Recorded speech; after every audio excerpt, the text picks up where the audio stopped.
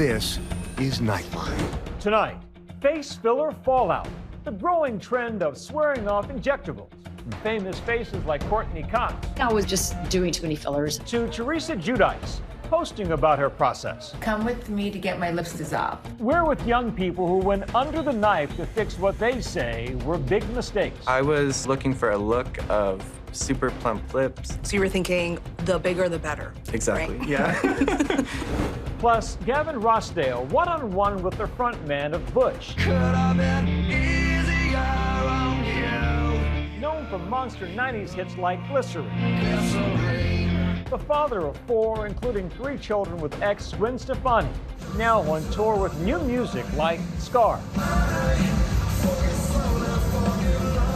Revealing his emotional side. It doesn't make you weak to have a vulnerability. It makes you human. The message Rossdale says he's sending. I wanted to make a record for everyone, and for those people so they don't feel alone. And Justin Timberlake. The Rock Your Body singer shocking fans by revealing the debilitating health condition he says he's been battling. From ABC News headquarters in New York, this is Nightline. Good evening. Thank you for joining us. Tonight, stars and non-celebrities alike moving away from facial fillers and toward a more natural look. But some are finding those fillers have shifted, fallen, or migrated, forcing them to make the jump from needles to knives. Here's ABC Stephanie Ramos with another look. There's a new trend on the red carpet. Celebrities opening up about dissolving facial fillers. I called my doctor. I was like, hey, when can I come in to take this out? And swearing them off for good. Ariana Grande telling Entertainment Tonight. I'm still clean, but I love it and I support it. But I am still 4 years clean. Real Housewives of Beverly Hills star Yolanda Hadid posting about embracing a new aesthetic, writing that she's living in a body free of breast implants, fillers, Botox, extensions. And Courtney Cox talking about removing her fillers on the Los Angeles podcast. I was just doing too many fillers and then having to have them removed, which, thank God, they are removable. But I think I messed up a lot, and now, luckily, I was able to reverse most of that. I haven't gotten Botox in 3 years.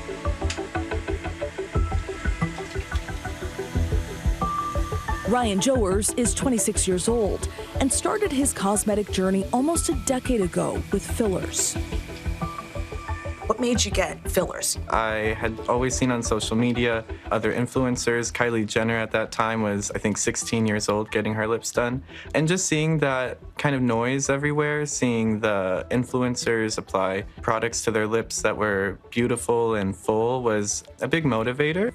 I was sort of looking for a look of super plump lips. I wanted them full, round. So you were thinking the bigger the better. Exactly, right? yeah. Ryan was just 18 years old when he got his first injection of fillers in his lips. 18, you were so young. When my 18th birthday was coming up, because that's the legal age to get it, I was determined. One day when I was in high school, I ran over to the med spa, got my lips done, and went back to class right after that. This is what Ryan looked like at 17, before he had any cosmetic work done. Here we go. Let's see. When you look at this photo and you see this version of Ryan, what comes to mind right away? Kind of sad. It was someone that I wasn't happy to look at back then. The fillers, he says, changed everything. My favorite thing truly was the change. It was not necessarily the shock value, but being able to see something I didn't like, address it, and move on and be happy with it. That trip to the med spa in high school was just the beginning. I had gone back 2 months later, and then 3 months after that, I went back as well. And then I think it was probably 4 or 5 months after that. So my frequency built up for sure. These injectables, sometimes described as dissolving over time. It's often said to be a temporary fix because the filler will naturally dissipate or dissolve. But we're learning more and more that many of these substances are persistent in people's body for longer than they may think, and that exposes people to risks that we are only beginning to understand. For years, Ryan says he kept getting more lip filler and eventually cheek filler as well, until it all became too much. Lips are way out of proportion, cheeks. I felt uncomfortable, I felt an anxiety, I felt like I was being looked at and not seen. So I thought I'd give it time, and then 2 years later, I still didn't recognize myself, and that was really where I went down the change of dissolving and surgical intervention. So Ryan began to undo what he had spent thousands of dollars and years of his life doing. He had some of his fillers dissolved, then got a rhinoplasty. And at only 25 years old, a brow and eye lift.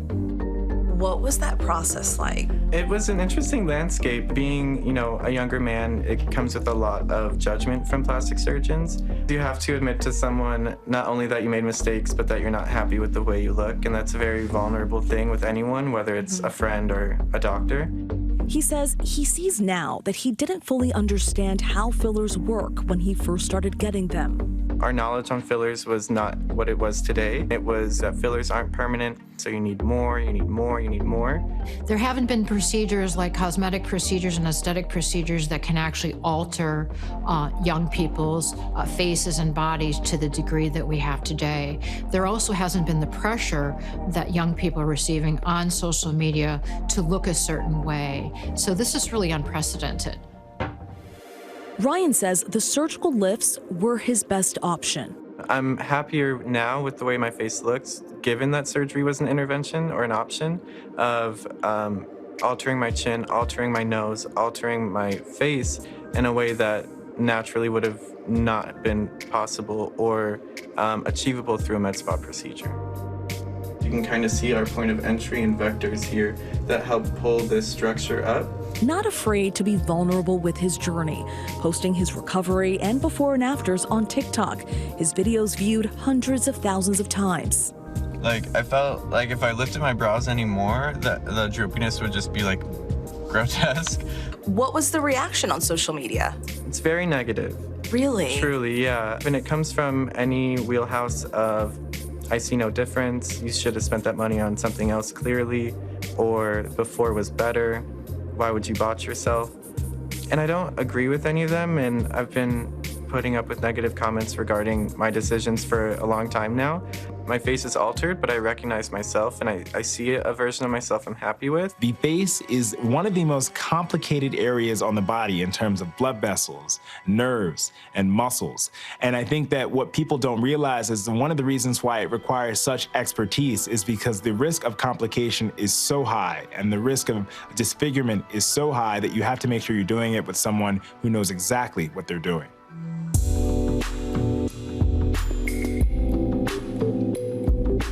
30-year-old Jessie is doing just that, consulting a plastic surgeon. She says the jaw filler she got at another clinic a year ago had visibly migrated. So you had mentioned that you had some filler dissolved? Yeah. Can you tell me whereabouts that was on your face? Yeah, so I got my jawline, and recently it shifted from a massage, so it's up here. From a massage it shifted? Yeah, oh, that's interesting. And then a little on the other side. Dr. Jillet Benani, Rico, just make sure the bed is flat. A double board-certified facial plastic surgeon, is now removing that filler as part of a previously scheduled lipo procedure. 15 years ago, it was only patients 50s and 60s and 70s, but now we're definitely seeing 30s and 40s coming in, almost a quarter of my patients right now. And they're not just coming for injectables. We are seeing a lot of younger patients coming in, especially in their 40s now, coming in for facelifts, or even early 50s. And that smoothness that someone would get with a facelift, how long does that last? It'll last as long as you do. So let's say make you look 10 years younger with a facelift. It's not that we stop you from aging, but you'll always look 10 years younger than if you never did the procedure. A little bit of swelling, potential bruising for a couple of days, okay? Mm-hmm. He says every case should be looked at individually and has reservations about treating very young patients. Or if somebody were 18 and they walked into your practice and they either wanted Botox, filler, or an actual procedure, cosmetic surgery, what would your practice do? We basically filter out those patients. I think 18 is probably a little young, but there are some patients who are congenitally have eye bags and very deep set eyes, and they want to look more fresh. I can help you, right? but I'm going to go super conservative and discuss with you your options. I think if you're coming in 20 to 25, I don't think most people are going to be a facelift candidate. So what are the possible dangers that come with a facelift? With any procedure, there's always 4 risks of bleeding, infection, scarring, and nerve damage. Ryan hopes telling his story will help those who are just starting their cosmetic journeys. I'm grateful for my experience, even the bad of it, because that's how I got here. Through that, I was able to learn and make better decisions when it came to permanent solutions. It's important to uncouple the idea that a perfect appearance is going to lead to a perfect life. And normalizing that, I think, is very important. Focusing on self-care and mental health is just as important as skincare or a beauty routine that makes you feel beautiful. Our thanks to Stephanie. For more on this story, watch the full Impact by Nightline Facelift After Fillers, now streaming on Hulu. Up next, Gavin Rossdale of Bush, finding a more vulnerable voice after 90s grunge classics like Glycerin. Glycerin. Glycerin.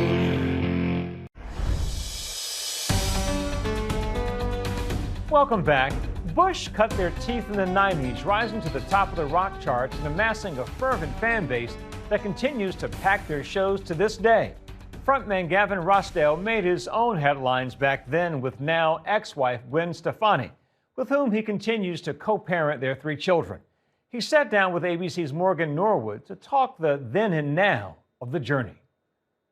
Gavin Rossdale, welcome to Nightline. So great to have you. Thank you. So great to be here. You have a brand new album out, and you say that it's the most personal record that you've ever dropped. I Beat Loneliness. It's literally in the title.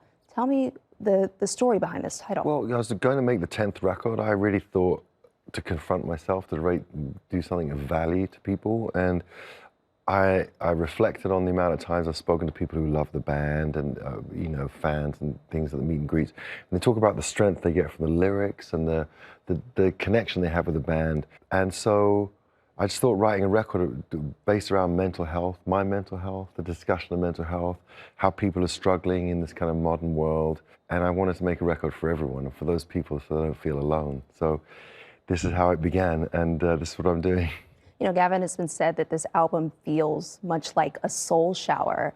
Do you believe that men face more of a stigma when talking about their mental health? Yeah, I mean that's the irony of it. You know, we as men, you know, with suicide rates at an alarming level globally. It's just really good to try and talk about things. I've been singing about that for years. It's a great thing that people are discussing that, so men don't feel so alone. And they don't feel weak by discussing weaknesses. It doesn't make you weak to have a vulnerability. It makes you human. Where do you go to tap into that vulnerability as you're writing? Myself and my own struggles, you know, and I want people to understand that when people see people that they perceive as purely successful and nothing else, like one-dimensional, that everybody goes through these crazy challenges. I mean, I made a TV show, Dinner with Gavin Rossdale, that's me.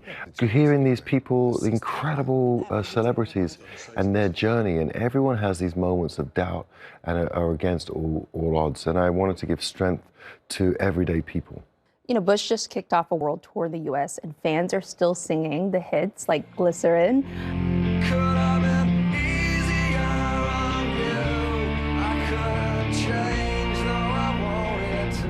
You know, what does it mean to you to see that these songs still have the staying power and your fans are still singing along? It's incredible. I was at Madison Square Garden when I introduced Glycerin. I was like, the thing about this song, which I find the most touching to me, is that it was written from a place of complete innocence. I didn't know there was an audience waiting for me. I didn't know there was a future for me. I was just trying to write a good song. And so then to play it at Madison Square Garden and have people sing it back to me, just means that I chose the right thing to do with my life, so it feels good. You just talked about the connection that you have with your fans. You were literally in the stands. Where do you get that energy? I think it's just a desire to connect. The one thing I look at, I mean, I love playing really big venues, but when I look around and I see people all the way up, I feel that I'm challenged by how can I reach them so that it really matters to them, the show matters to them, the evening, the moment, and it elevates them. And so one of the kind of more Neanderthal things I think of doing is running around trying to find people. People lose their minds, and you're sweating all over them, and they're holding you up. It's just an incredible moment where they feel like they are really there. You know, what do the fans give you? What do they do for you in those moments? It's their energy and their sort of devotion to the music and the band, showing up at all these shows. That's what feeds me. So I'm almost getting more from them than they're getting from me. You know, you've been co-parenting with your ex, Gwen Stefani, for years. How is your relationship with her today? She wasn't at the Garden, but I'm sure she wishes me really well. Your daughter, Daisy, just got married. Yeah. Your sons were also there. That you were was there. Incredible. What was that moment like as a dad? Just really beautiful, because the main thing is that she is with an incredible person. And so that's all you want for your children. They've got to be, I think if you have children, there's a responsibility to not put jerks into the world. And so we work really hard at like them being kind of cool and likable and sort of having humility and a kindness to them. Daisy is all of those things and above and beyond. And so seeing her just happy and married, it just feels the way it should feel for a patriarch. What would you tell 30-year-old Gavin that you wish you would have known? You know, it's so much better when you don't take things personally. It's all about getting the most out of life and enjoying it to the max and being good to the people around you. How would you say your music has evolved over the decades? I think I've just gotten better at editing. You know, when I first made records, there was no horizon. You know what I mean? I just make a record and try and be successful and try and sort of do well. And then now, I just want to put things of value into the world. And it's our responsibility to make great records. And then we keep music alive. What do you need from your art now that you didn't have 30 years ago? Wow, that's a great question. You know, it's just about the meaning. What is the meaning of life? Obviously, as a father is my primary job. You know, I have 4 incredible children, so that's my main job. And then my second job is a songwriter. You know, I just chose to do that many years ago. And so the thrill of it and the luxury, the freedom to be able to continue to do that is mind-blowing. You know, it's a difficult world. And so just being here in this great studio with you on this great show, it was such an honor. And like, that's what life is about, fulfilling your purpose. And I feel my purpose is to lift people up and to make people feel less alone. And you do that so well. Gavin, it has been a pleasure to have you here on Nightline. Thank you so much. Our thanks to Morgan. When we come back, Crimea River singer Justin Timberlake, the debilitating health condition he says almost made him cancel his tour.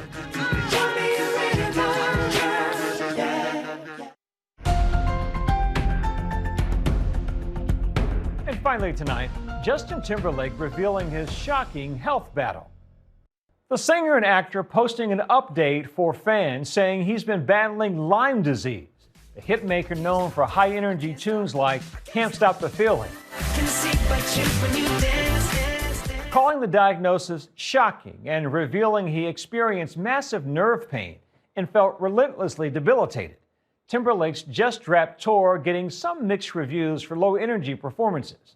The singer adding he considered ending the tour when diagnosed, but decided the joy that performing brings me far outweighs the fleeting stress my body was feeling. We wish him well. That's Nightline for this evening. Catch our full episodes on Hulu and Hulu on Disney+. We'll see you right back here same time tomorrow. Thanks for the company, America. Good night.